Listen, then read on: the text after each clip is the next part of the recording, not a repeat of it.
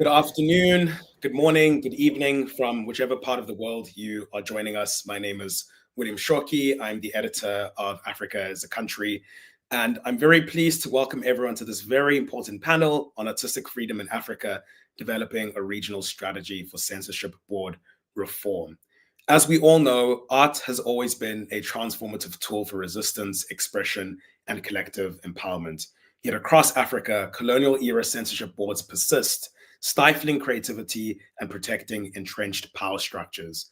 These boards are not only targeting individual artists, but also restrict the broader potential of art to inspire cultural and political change. So today, we're gathering to explore how we can challenge and reform these systems, fostering a freer and more inclusive creative landscape across the continent. This is a conversation, I think, that feels all the more pertinent now as the geopolitical and political landscape of power across the world is constantly shifting. So I'm very grateful to Artists at Risk Connection, which is an international organization dedicated to promoting and advancing the right to artistic freedom worldwide, for co-hosting this, for approaching Africa as a country and proposing this panel, because I think it's going to be extremely informative. I certainly have, in this process, learned a lot about this very important issue. So I'm very excited that you all are joining us this afternoon so we can learn together. I'm not going to be alone in this learning, and I'm very honored to have an incredible lineup of panelists who bring years of expertise, advocacy, and leadership to this discussion. I'm going to tell you who they are, and then I'll bring them on and we'll start the conversation. So first, we have Ayodele Gainu from Nigeria, who's a cultural producer and activist with over 15 years of experience advocating for cultural policy reform and defending artistic freedom. As a founder of Unchained Vibes Africa, Ayodele has led efforts to monitor censorship cases, advocate for policy changes, and empower artists through legal assistance and public campaigns. His work has been instrumental in securing groundbreaking legal victories, such as restraining the Kano State Censorship Board from interfering with artistic production. Vincent Chabayinze from Uganda is a filmmaker, artist, and human rights advocate who uses storytelling to champion marginalized communities and push for societal change. Vincent founded the Human Rights Are Universal Arts Festival, a prominent platform for human rights advocacy in Uganda, and the East Africa Artists Network. Through his innovative approach, he empowers creatives to navigate political challenges and provides legal support for those targeted by censorship. Lisa Sidambe is an expert in monitoring and documenting artistic freedom violations across 51 African countries. As an advocacy lead at the Nhimbe Trust and a researcher for Free Muse, Lisa has been at the forefront of engaging UN human rights mechanisms and promoting policy reform. Her academic and professional background in philosophy, law, and cultural management positions her as a leading voice in addressing complex cultural and political issues. And Sam Brakash from Zimbabwe is the Africa Regional Representative for Artists at Risk Connection and co-chair of the upcoming Pan-Af Summit on Artistic Freedom. Sam has dedicated his career to advancing artistic rights through initiatives like the Amani Africa Creative Defense Network. As a theater of the oppressed practitioner, he has worked across continents to build networks for political and cultural resilience, emphasizing the power of art in shaping governance and justice. So I'm very grateful to have all of you online with us today. Welcome, Ayo. Welcome, Sam. Welcome, Lisa. Welcome, Vincent. So I actually want to begin in a very unconventional way. And if you will allow me, Sam, I'm going to share my screen for a moment and just go up to a brilliant article that you wrote for Africa as a Country recently on this issue and begin with this striking anecdote. And Ayo, I know that you have experience with this case personally, so I want to unpack its exact specificities in a moment, but I'll begin by just reading this out loud. On February 15, 2024, Nigerian filmmaker and scriptwriter Hajia Amart received a letter from the Kano State Censorship Board, which read as follows. I am pleased to write and revoke the license of Kannywood Enterprises Limited as a distributor and exhibitor, as well as the license of Amart Entertainment due to the following reasons. Number one, non-compliance to the rules of the law of the board. And number two, defamation of character and abusing director film production and development in the office of executive secretary in the presence of director publications. So the reason I wanted to begin with that is just if we use that as an example of censorship boards and what they do, it's very hard exactly to know what they're about and what they do other than the words censorship board. So I want to begin with this open question, and maybe Sam, you can kick us off here. What exactly are censorship boards or censorship bodies? I think for a lot of people, especially of younger generations, if I could generalize for a second, it sounds like a kind of antiquated institution from the time of TV and radio. But in our era of mass communication, high speed internet, I think a lot of people might be surprised to hear that censorship boards exist because they feel like relics from the past. And in a very literal way, they are relics from the past, from the colonial era, but they're still active and operational today. So could you talk us through what they're about? What are they meant to do? And what are they actually doing? I think, exactly as you framed it, they are these colonial laws, and I think they've been left out of so many conversations around what does expression and rights look like. And they've been left out a lot of the time because they are specific to artists. There's a lot of work around legal transformation for defamation acts, because this is, very much viewed as this human rights justice framework where criticism of the president might be, leads to defamation of some kind. But censorship boards are linked directly to artistic output. And because artists often aren't as affiliated with institutional structures, we don't have a regional advocacy about how we change these laws. And a lot of them are from the 1920s, 30s, 40s. And even though a lot of other laws have been shifted, the language of these laws linked to that same colonial practice of how we control art, with art's role for movement building, for communicating ideas in ways that reach, collectives in more nuanced, complex ways.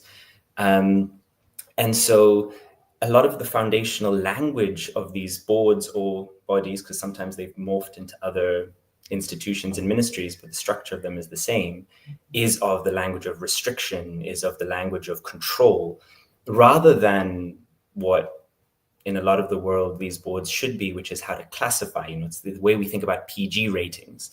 In some ways, that's the same stem of, okay, how do we classify what art is and how that's being communicated, instead of how we just control and restrict and remove licenses from artists, remove the ability to kind of express, and then in many cases criminalize the work they're doing. And so that can range from removing their ability to have, to do their work and their registration, all the way up to arrests, imprisonments, and then mandates of other forms of prosecution. And so, especially now in the internet age, this is extending beyond just conventional art and into YouTube, into social media. In a lot of countries, a lot of other forms of expression that we have are being criminalized and controlled by these boards. So they are very wide-reaching, and they need kind of that proper engagement.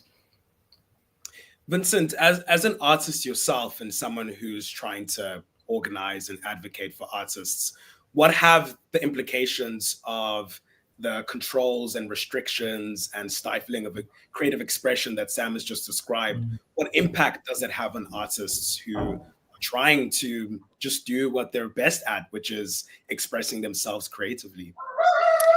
Thank you so much. And it is interesting. In Uganda, we have it's called the Stage Plays and Public Entertainment. This is a 1943 law, and this law has been used to ban some plays and films. So what censorship boards do to creatives? They limit their creatives, because when you look at that trend, they target specific acts. For example, if a creative is seen as doing works that critique government, in Uganda, for example, now they are looking at even creatives who do works in line with the LGBTI rights, if they are included within the acts they are doing, not necessarily promoting. And now that's the challenge, that when we have people who do not understand the creative narrative, now they start to gag creatives. And now when creatives are scared, they get worried. They can't produce. They can't pour themselves out.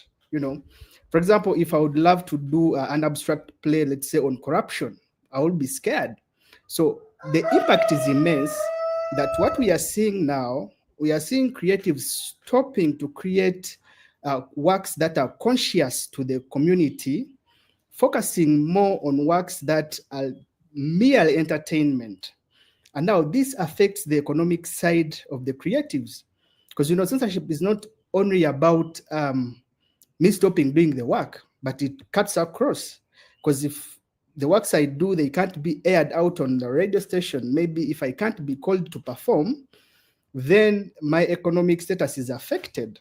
So the impact of these censorship bots is immense, and it's really, really affecting the way we African creatives are putting out the narrative now. Lisa, if you could come in here and just talk us through why these censorship boards still exist. As we began at the top of the conversation, we framed them as these institutions that are relics of a specific period of time on the continent, defined by colonial administration, where the majority of Africans lacked access to civil, political, and cultural rights. And now, in our so called post colonial era, theoretically, we're supposed to have access to those rights, political, civil, and cultural. And yet, we have these institutions that still persist all across the continent. And your research helps map out the ways in which they operate in different places across the continent. How come there's just been this profound endurance of these institutions across the continent, almost everywhere? Could you please repeat the question? I think I lost you at some point. Sorry. No worries, Lisa. I was just asking from your experience and from your research, could you talk us through how it is the case that even in our post-colonial era, we still have these institutions persist, which are relics of a colonial past. And this is not just the case in sort of individual African countries, but it's the case almost across the board on the continent.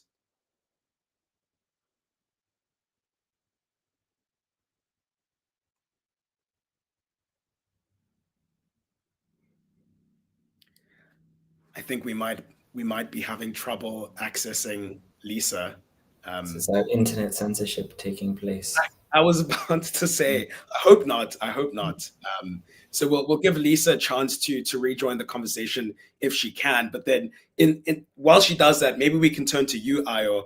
At the top, I began with that striking anecdote about Hajia Amart and her trials and tribulations in Kano State. That is a case that you were involved in, and thinking about that case, Vincent just now spoke about how censorship boards stifle creative expression and how that results in artists self-censoring and maybe not producing art that is challenging of governmental authorities. And what's interesting about the Amart case is that it had some of that, but they also used a justification of defamation, and they were also oppositional to her work campaigning against film piracy. So can you talk us through that case and what's interesting about that and how it exemplifies some of these trends that Vincent spoke about, but also how it doesn't seem like there's any kind of rhyme or reason to what a state censorship board might find objectionable?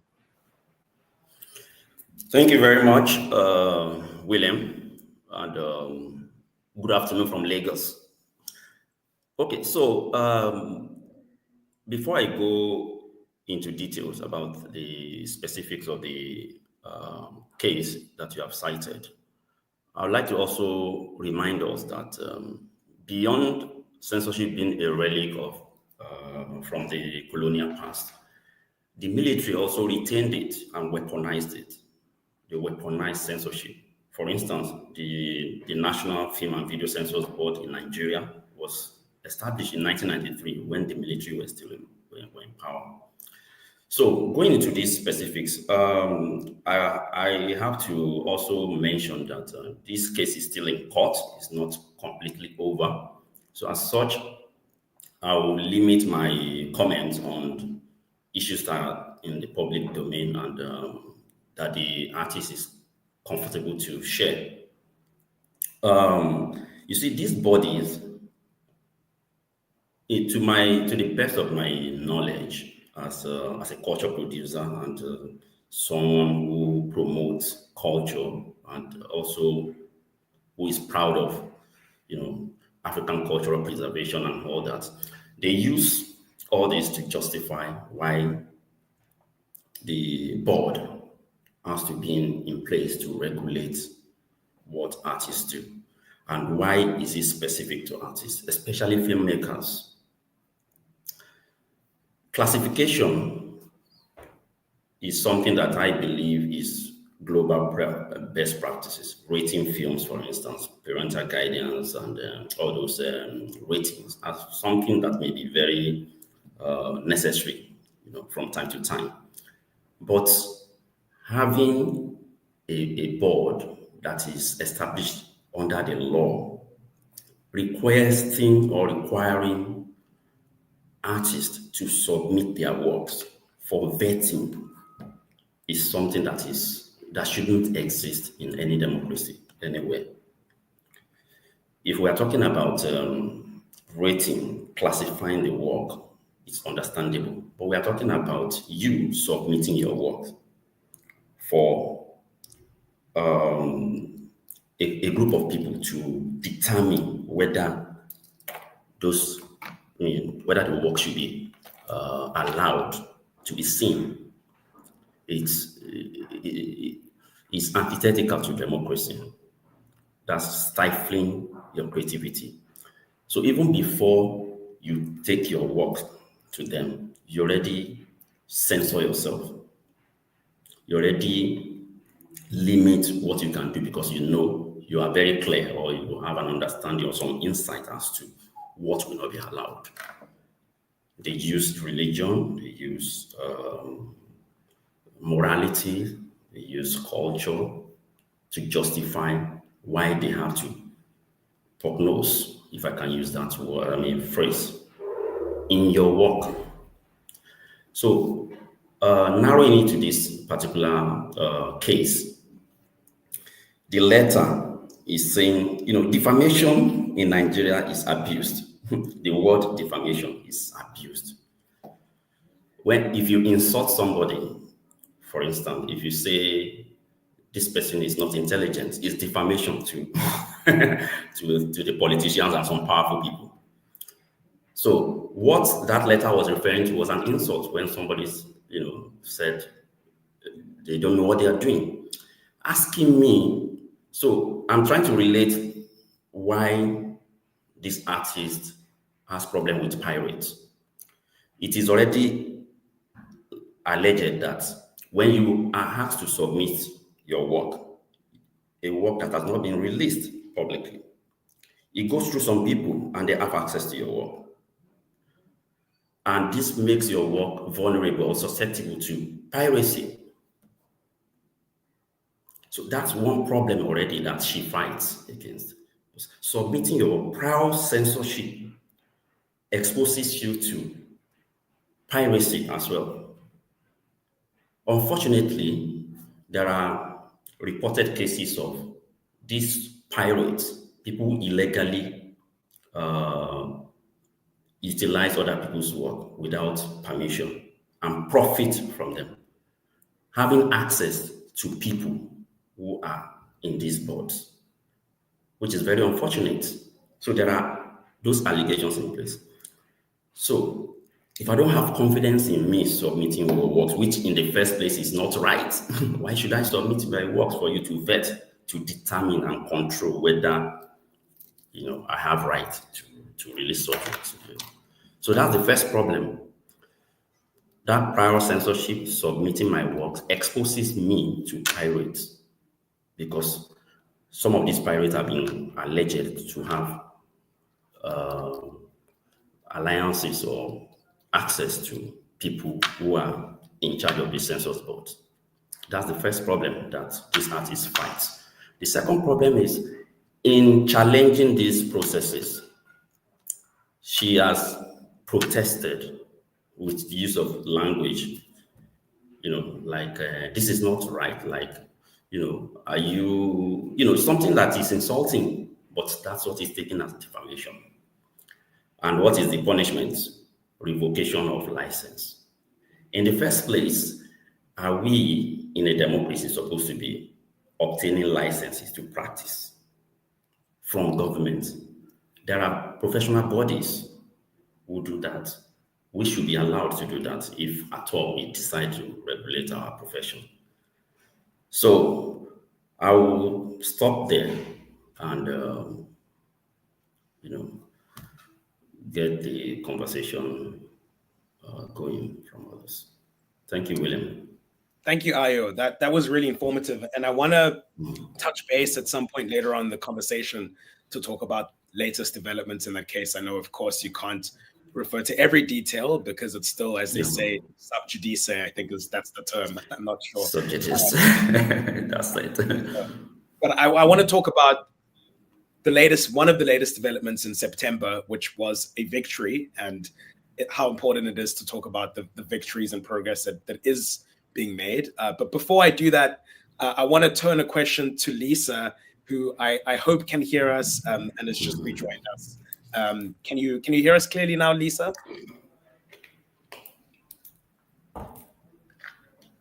Yes, I'm going to take that as a yes. So Lisa, if you can hear me, I want to field this question to you because from what Sam, Ayo, and Vincent have told us so far, a consequence of censorship boards is that's great. A consequence of censorship boards is not only that they harm individual artists who are directly targeted by state censors, but it also has this chilling effect. It affects how other artists carry out their practice. It affects what they feel comfortable doing and saying. And so they themselves hold back. And at the risk of maybe being a bit crude, something that a lot of state officials tend to say, I've heard this in South Africa, I've heard it in other parts of the continent, is whenever you raise the question of creative expression, there's a typical response that dismisses creative expression as this thing that doesn't really matter, because what we as African states need to do is focus on our development, right? How can we talk about art and artistic freedom when millions of our people don't have access to housing, don't have access to electricity, and so on and so forth? And of course, one response to the argument is to say that's fallacious. It's whataboutery. We can provide everything for all of our people, and that's what we should do. But what I find also very valuable about the research that you do, Lisa, is you also look at the very real socio-economic impacts this has on artists, that it's not just about their creative expression being stifled. This is also their living. This is how they provide not only for themselves, but also how they provide for other people who might be involved in their artistic practice.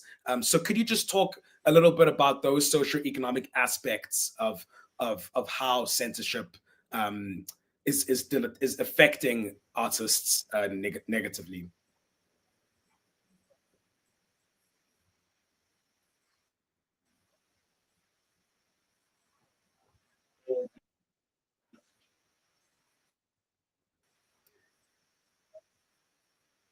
I think there was a slight delay, so we're just going to let the question travel from Cape Town to Harare, and I think Lisa will respond in a second.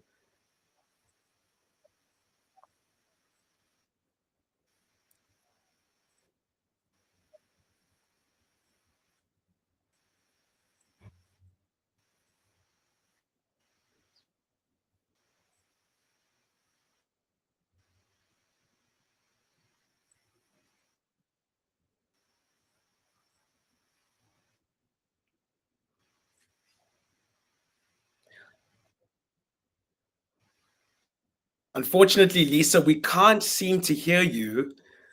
I wonder who has infiltrated our gathering. Can you hear us? This is censorship. I know.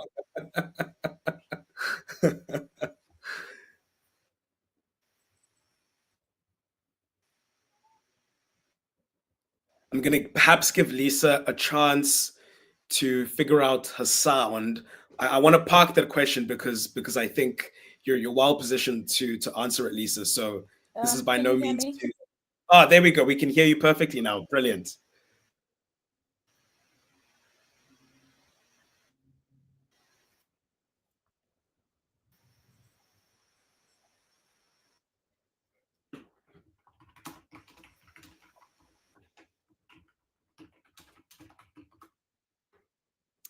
We were so close. It's so close.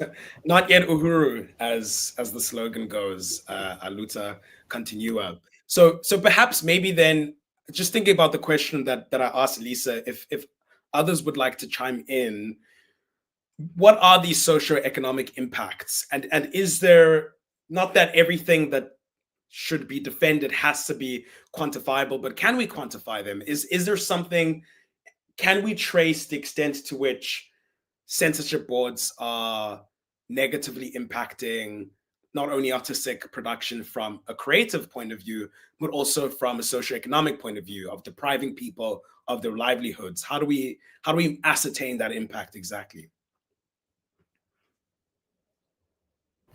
So I don't, if I may jump in. So a practical example is the Amat case. Just imagine this letter came in February. This is the end of the year. So for the past 10 months, this artist has not been earning income. So let's just assume, just for the sake of this conversation, that the artist earn 10 million naira in a month. 10 million multiplied by 10 months. That's 100 million naira. Just as an example, that this artist has lost in revenue, and she has no other profession. Her means of livelihood is filmmaking. So that's a clear example of the economic impact, the negative economic impact of censorship. She has not been able to earn a living for 10 months until we got that court order restraining the census board. Aside the economic impact, the psychological effect, at some point there were initial efforts to get that court injunction, and there were some procedural challenges, and she went ahead with her work with production, and there were enforcement officials from the census board disrupting what they were doing, seizing equipment, and harassing people. That alone, whoever is hired or employed to be part of that production feels the pain.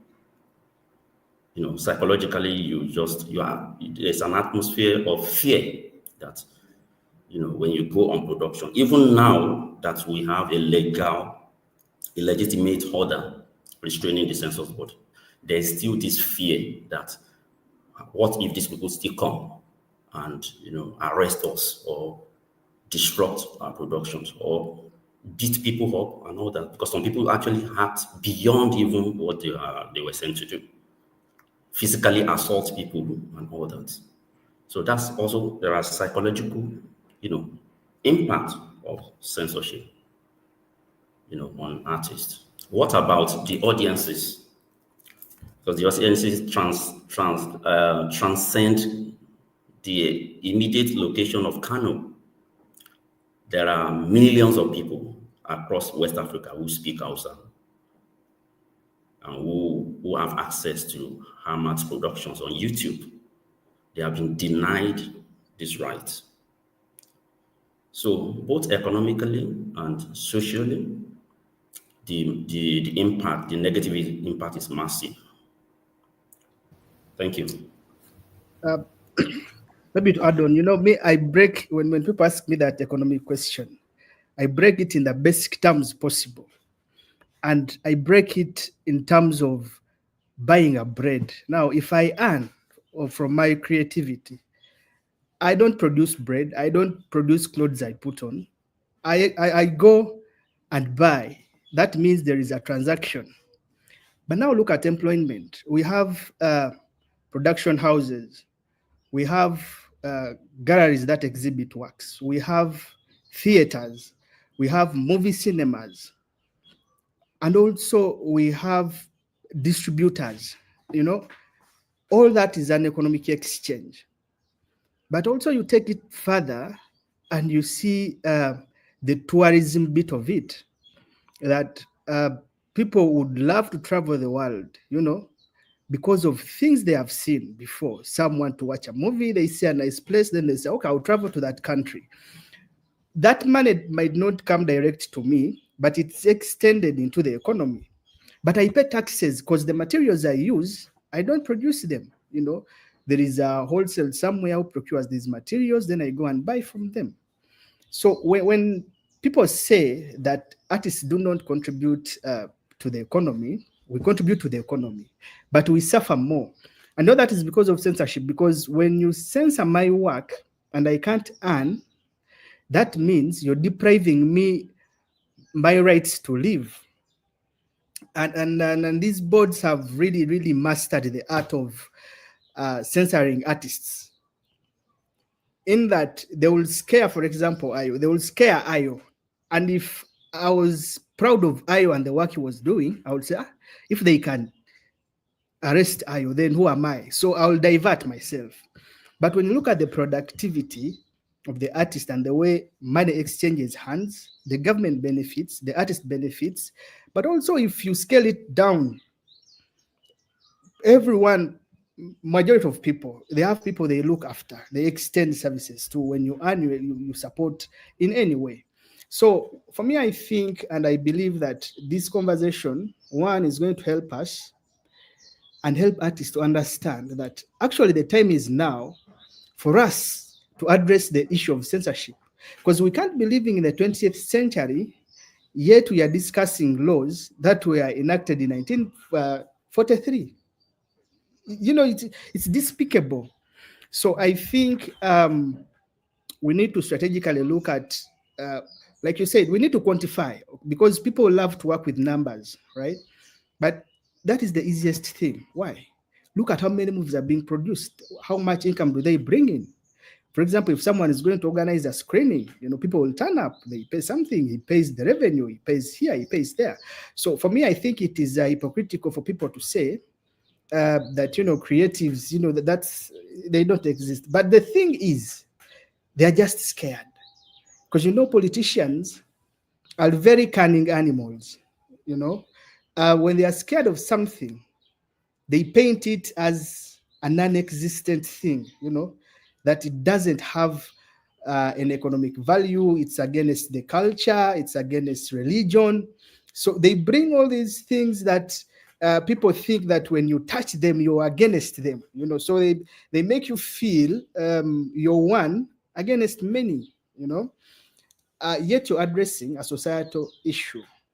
So for me, this is a great opportunity that we need to discuss these things, but also to see where are the gaps that we need also to address as moving forward.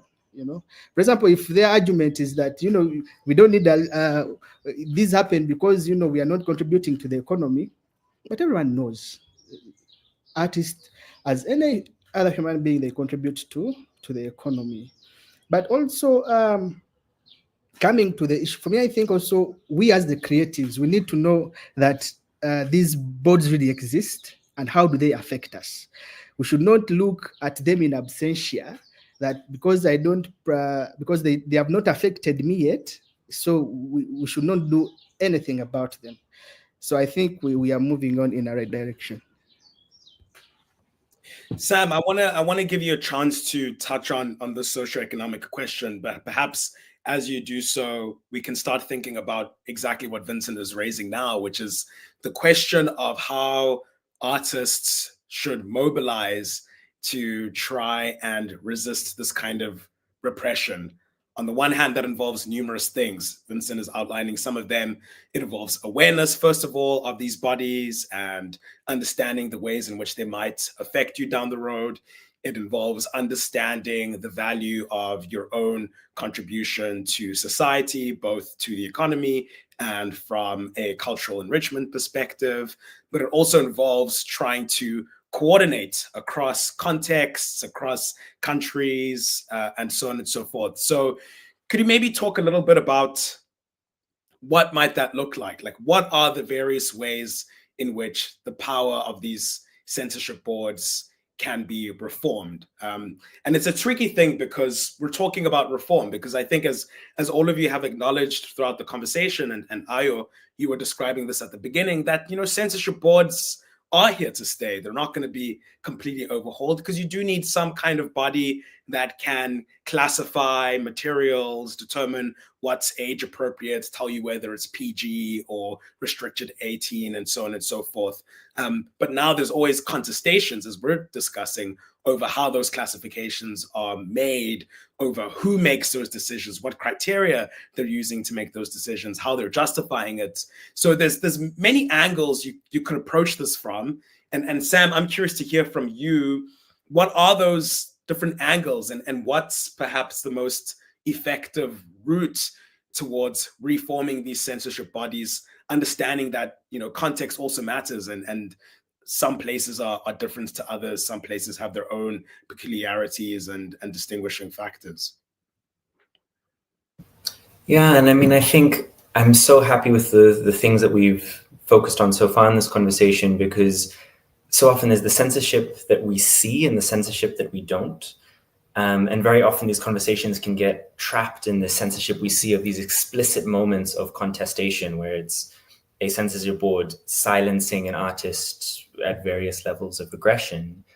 And yet what that does, the ripple effects that does to a creative community, are incredibly profound. And I think it's really important also, as we get into this, to think about this also in terms of gender. I mean, a lot of the cases that we work on often, I mean, and this is where the Amat case is so interesting, often is men that get prosecuted because they are the ones that shout directly to government in a particularly combative way that is incredibly powerful. And then the government makes examples of them. And it's this idea of these examples that get made of, as both, Vincent and Ayo kind of framed in different ways. And then that stifles a whole form of creative communication and change. And that is very intentional. And so there's a few things we need to think about as we're thinking about reform, because the reason, the impetus for this conversation is how similar these structures of censorship are, even in different forms across the continent, because of a shared colonial history in many ways. And so there's two pieces. There's the legal piece, and then there's the how we build a broader creative ecosystem of solidarity. And you need both. It's how you think about the top-down change and those structures that have to be there, and then how we think about how we hold those structures to account. And so legally, the first thing is we need to understand what censorship boards and censorship laws across the continent look like. And, it's a pity that Lisa isn't here to join us, because she has this amazing vantage point of what that looks like. And so we are starting that process of doing a legal mapping of what are censorship boards across the continent.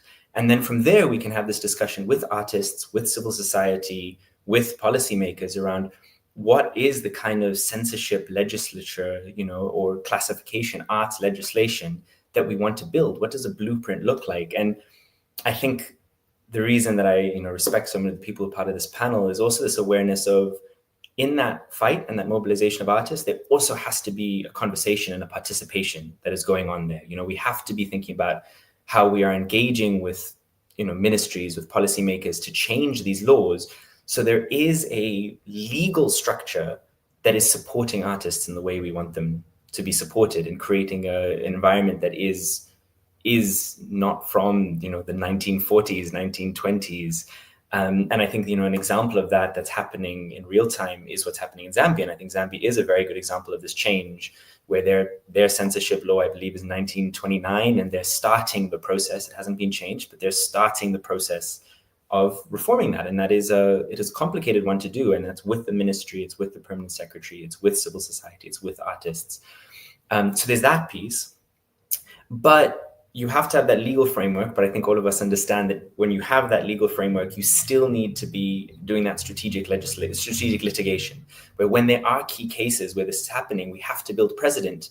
And that does two things. One, that is how the law is made, is with this kind of legal precedent. And two, it's also understanding, artists being able to say, right, we have a law that protects us, and that's actually happening. So we can do this work, and we understand that this structure is also there to serve us. And I think a very important parallel of that, I mean, this is something that I think there's so much to talk about with regional bodies, with artists, with civil society. How do we connect with those key legal structures? I know IO is doing amazing work with this in Nigeria to do that strategic litigation. And then also, how do we think about training judges to receive that strategic litigation and understand what artists' rights are? Because there's an understanding of human rights work and human rights defense, and then there's an understanding of, typical arts, contracts.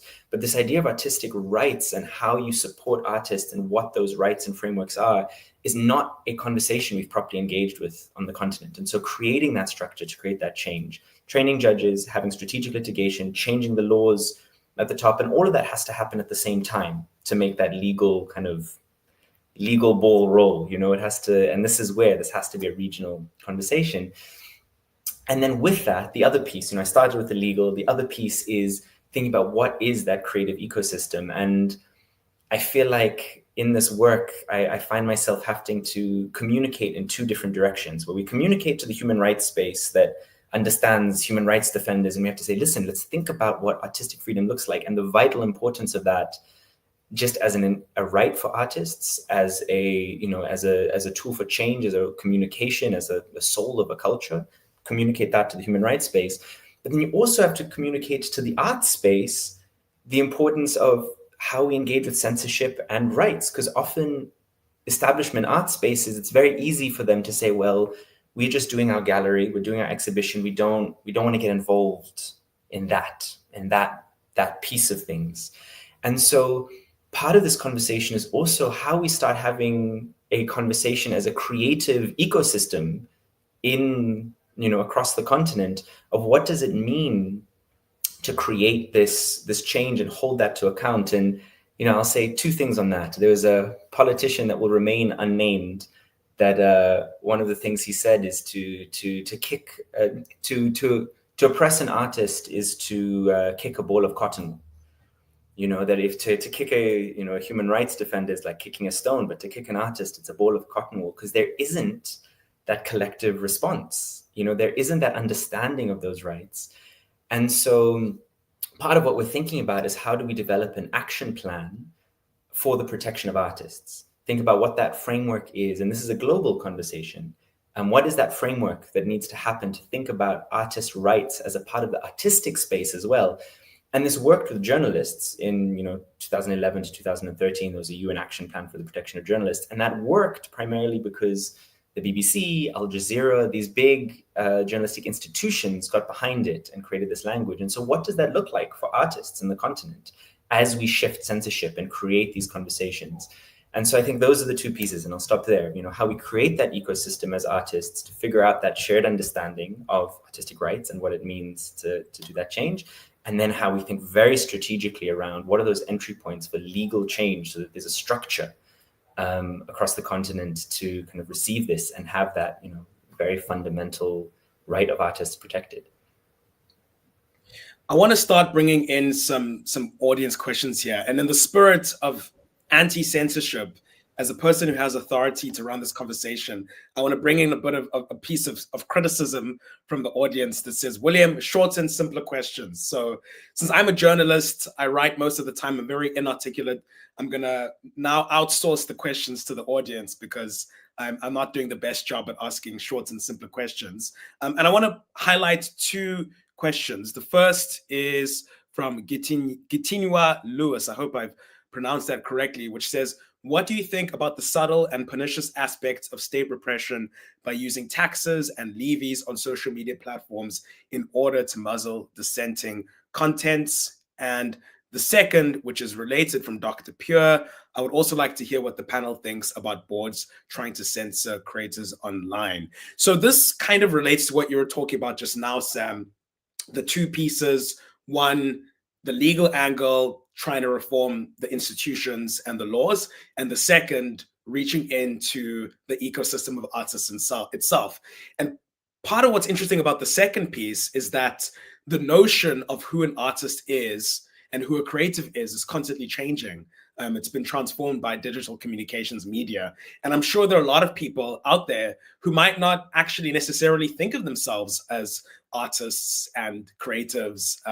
Maybe only they do at the moment when they're experiencing repression or censorship and so on and so forth. So I'm just curious to hear from the panel, exactly as the two questions raise, how does the shifting landscape of the media which people use to create their art, how is that in turn going to affect the way censorship happens and the way we resist it as well?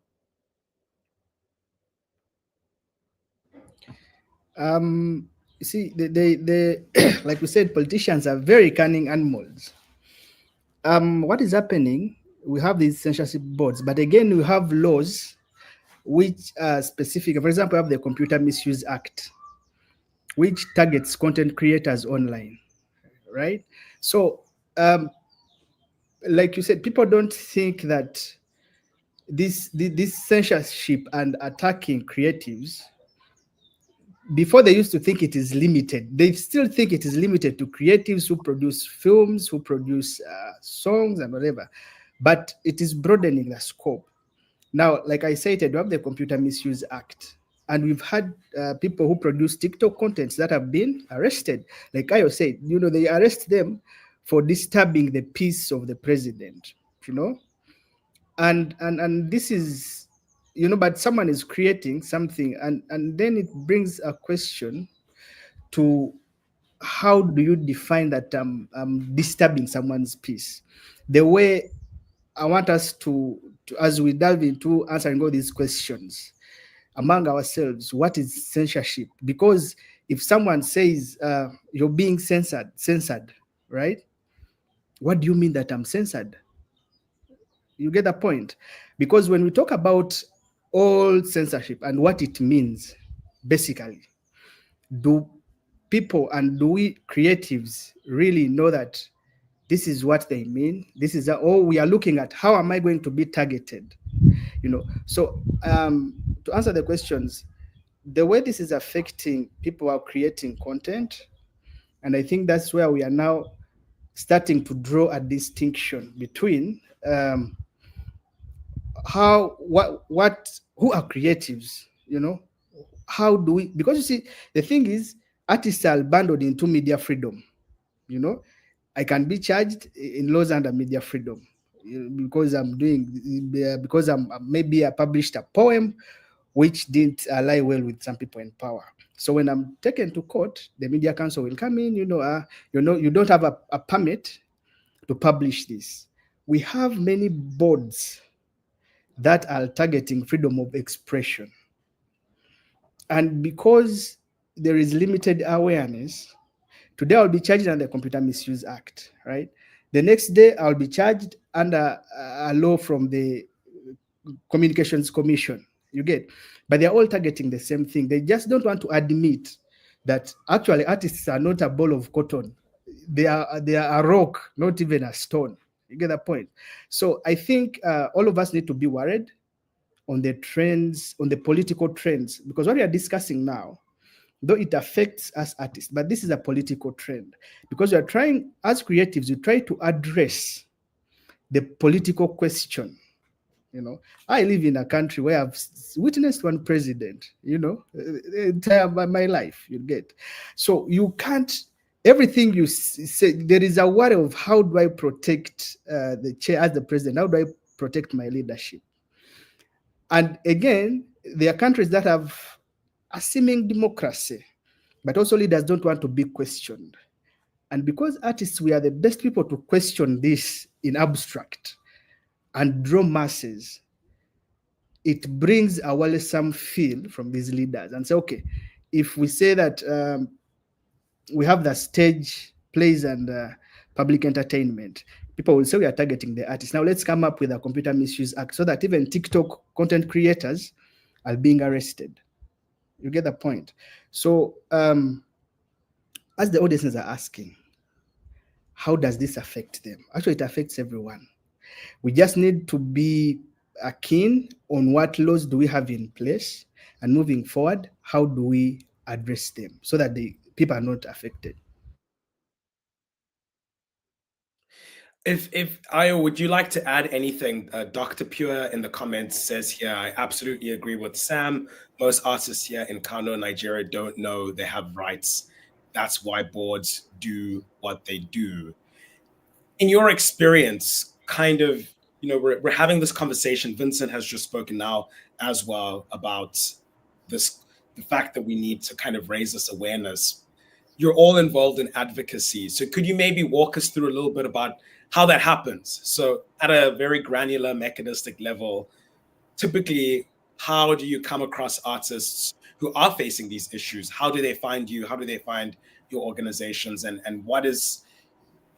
how do you convince an artist that their case is worth pursuing? Because I can imagine, understandably, for a lot of artists, as we've been describing, a more organic response might be resignation. It might be, I don't want to ruffle feathers. I don't want to rock the boat. How do we convince people that sometimes it is important to do precisely that? Yeah, thank you very much. Incidentally, Dr. Pure is one of our team members, who actually lives in Kano, the epicenter of censorship in Nigeria. So, first of all, I'm an artist myself, so I am part of a community that is impacted by censorship. So as such, it's easier for artists to reach out to me because we are a community, whether you are in Kano or Lagos or wherever. So I think one of the challenges that, or one of the reasons artists are better as advocates of artistic freedom than the regular NGOs and conventional civil society organizations is because there are peculiarities about artistic expressions and how those works are impacted negatively. So I'll give you an example. This census board thing, if we are talking about, freedom of expression is impacted, censorship is bad, blah, blah, blah. Artists are creative people. People who are unconventional. It's not something easy for them to relate to when you are talking about general freedom of expression issues. But when you give this kind of practical example, before the advancement in technology and social media, this internet explosion, the census board, in fact, as we speak today, let me use Nigeria as an example. Although I've worked across the continent, but in the past 5 years, my focus has been on Nigeria. As we speak today, the laws that have established these census boards restrict them to CDs, physical cinemas. They don't have the power to regulate what is on the internet. That's why you see politicians who notice that some artists are powerful and they use their works to challenge the status quo. They come up with, for example, what Vincent mentioned, the Computer Misuse Act. They come up with Cyber Crimes Act of 2015 in Nigeria, the same in Tanzania. They come up with all this to complement or to arrogate some powers to themselves so that they can do something especially socially and politically engaged artists online. So as we speak today, the laws that govern census boards in Nigeria don't give them the power to control your artistic works online. But they are arrogating those powers to themselves. There are bills as we speak today before houses of assembly, before National Assembly, that artists are not aware of. So I think this is where we need to start.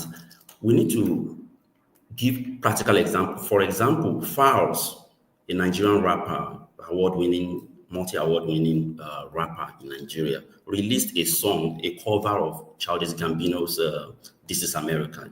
He named it This Is Nigeria. That song was banned. The song was released on YouTube. It was banned. Imagine if YouTube does not exist. That song has as at then had 29 million views.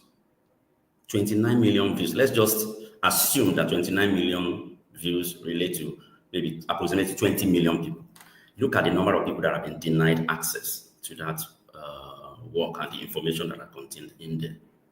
So if we explain to artists this way, that, as we speak, you are not being heavily censored for what you are doing online because these guys don't have the power. They only threaten you or they do it illegally. What if they now have this power to do it, to come after you? TikTokers, they still arrest TikTokers. They do all those things, but they don't really have the powers to do so. So people need to understand that there are laws, there are bills that have not become laws that we must challenge, that we must refrain from using all those NGO languages when we are mobilizing artists. We need to use practical examples like files.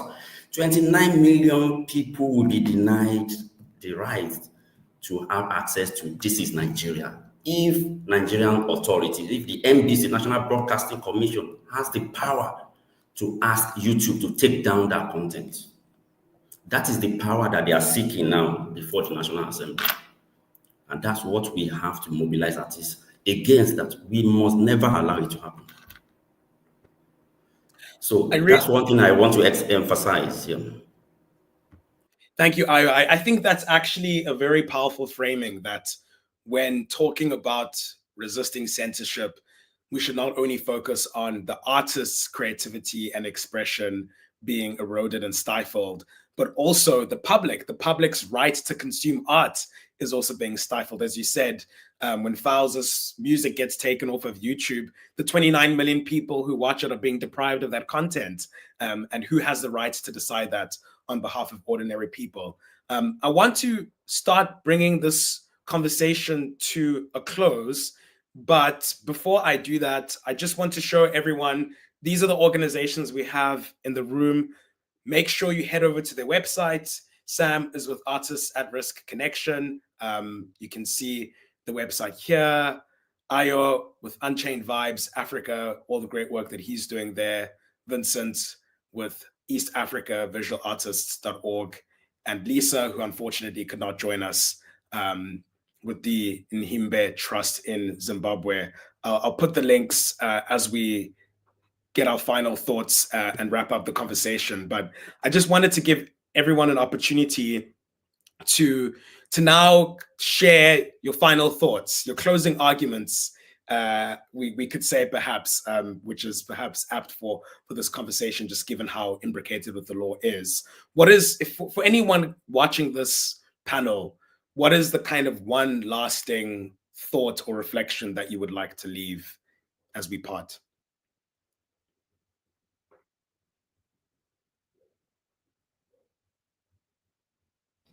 Like everyone who is listening, is that I always say we are the change that we seek.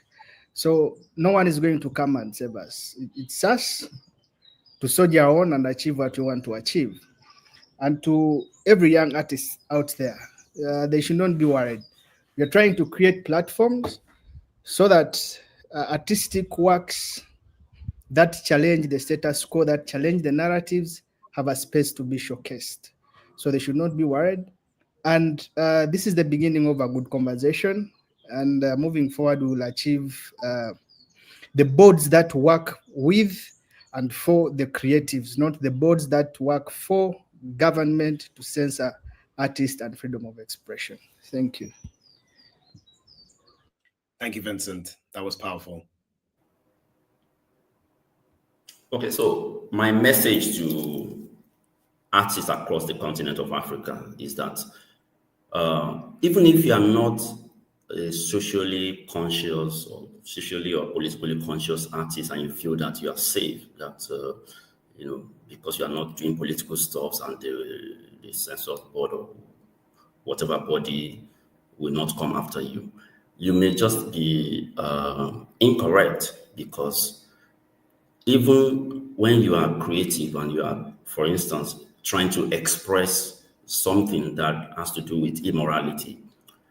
And because of this, spirit of control by those people who are in charge of censorship will still impact you.